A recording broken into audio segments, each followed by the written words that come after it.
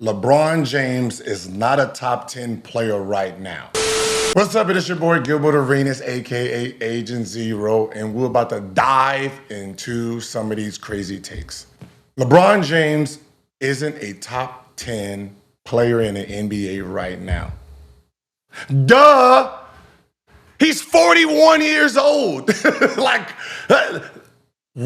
he should be right here doing what I'm doing. He is 41. Of course, Mr. Obvious.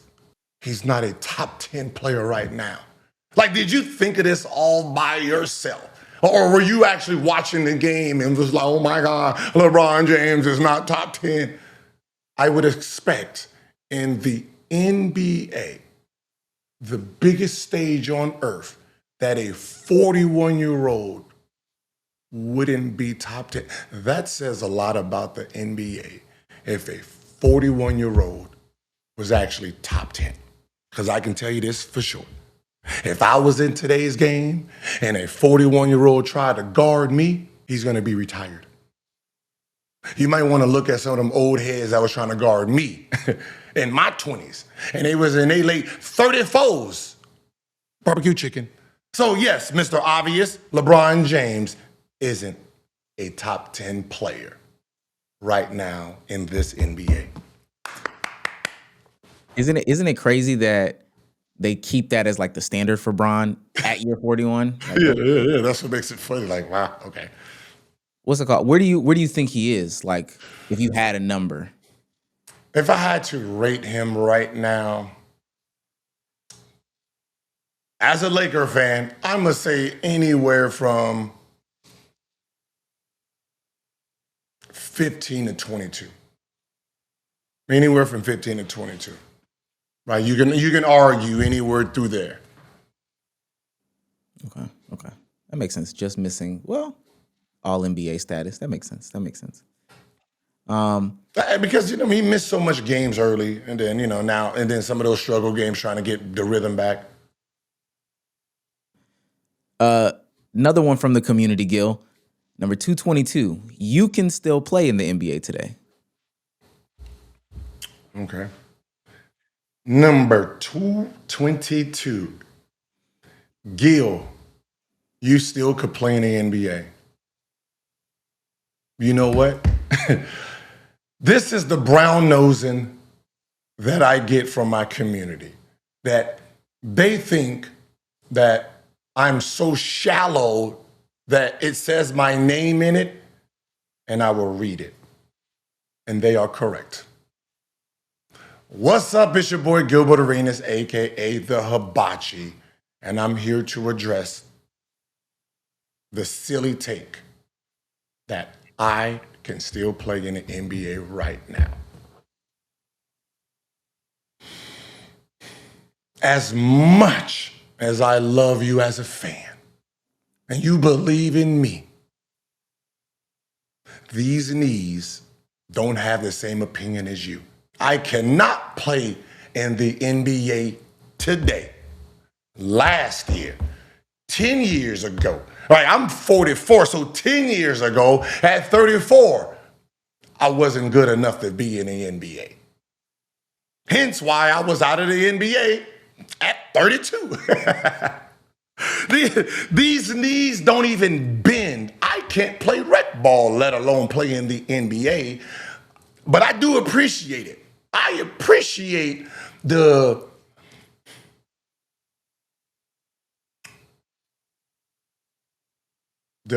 gobbling with honey on top tactics of your boy being able to play. And you know what? You should be drug tested. I just thought about it. The fact that I haven't been in the NBA for 12 years should have you drug. You should be drug tested. You know what? Go down, turn yourself in, and drug test yourself for that take. But I appreciate it. Bye-bye. Okay, the next two I'm gonna feed to you, and we're just gonna go straight off of that. So, this is another one. If you had the number one pick in this upcoming draft, who would you take? The number one pick. Well, if I had the number one pick, it means I'm really, really sorry. But in theory, you take the best player available. That you're supposed to take the best player available. But what do I have on my team already? Who am I? Matters. Um, and why I say who am I think about just a bit as the businessman. Am I Brooklyn Nets? Am I Washington Wizards? Am I Utah Jazz? Right? A lot of things factor in. So who am I? Well, they have you at the top of Tankathon. We're looking at the Hawks, the Pacers, the Wizards, and then we'll add the Kings to that combination. So the Hawks, Pacers, Kings, Wizards. Okay, if I'm Utah Jazz, I'm gonna take AJ. He went to high school there. He went to BYU there, and as the owner, I've been putting a lot of money in his pocket. You know what I mean? So if I'm the number one pick, number two pick, obviously I'm going after AJ. Makes sense. If I'm Wizards, that's tricky because I no longer can get Peterson because I have that same position with guards. I would be also looking at AJ.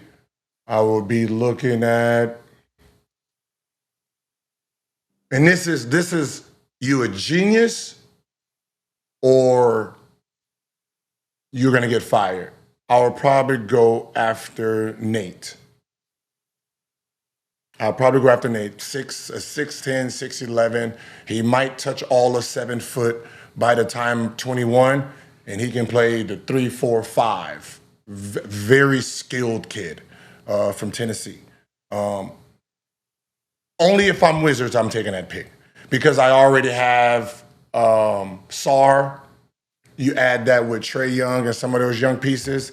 That 4-man that can swing 3, 4, 5. I'm gonna take that. I don't know if I take Boozer, because he's gonna be a 4, right? He's probably the most solid. I'm probably gonna get a solid performance from him, which is gonna be he's gonna be a 20 to 12 guy. Guaranteed 20 and 12, steady, probably make 2, 3 all-star games, right? If I'm trying to save my job, that's who I'm gonna go with. And that would be probably the Atlanta Hawks pick. That's not a bad pick. That's a solid pick. Now, if I'm Brooklyn and I have the number one pick, Peterson. Right? I'm going after. I need a guard in Brooklyn who has those attributes that New York likes. Got the bop, can shoot, can jump, athletic. He's a star. I can push that brand, in the mecca of basketball, or what was basketball of Mecca. They're gonna kill me if I don't ask you. So you telling me Trae Young in Washington would stop you from drafting Darren Peterson if you had the first pick? It doesn't stop me from, but I already have another guard, right? I already have a young guard, and the problem is I'm picking, if I'm drafting him, I'm drafting to make a trade, either for him or for who I got. So I would rather hold on to height and go after height at that point. Right. I already have a guard who does, Trey needs the ball in his hands. And then from there, I just find pieces around him that he can throw lobs to that just makes mismatches. So if you got Sar and Nate at your 4 or 5, you have a very, very dangerous team for the future. Okay. Because they can go 4 or 5, they can go 3, 5. Right. So, but depending on who you have, you get Peterson. Like even if you get the number one pick, do you go after Peterson? If you're the Hawks. Then what was the difference between him and Trae Young?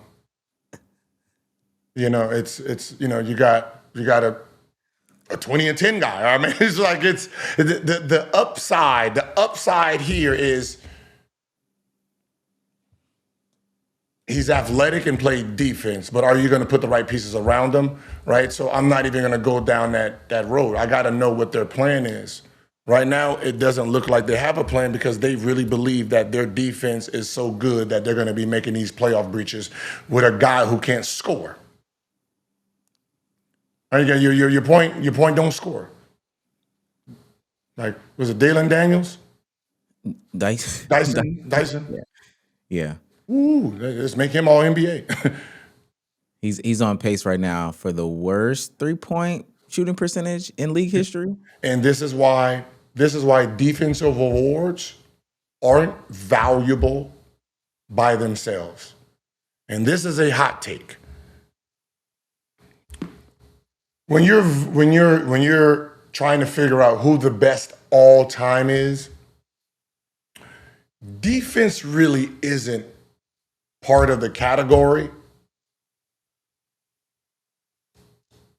until we got everything situated with the scoring titles, right? The first team all NBAs, right? The MVPs, all-star games, right? Once you get all that shit that people pay to come see, then you use defense awards to say who's a little bit better than the other.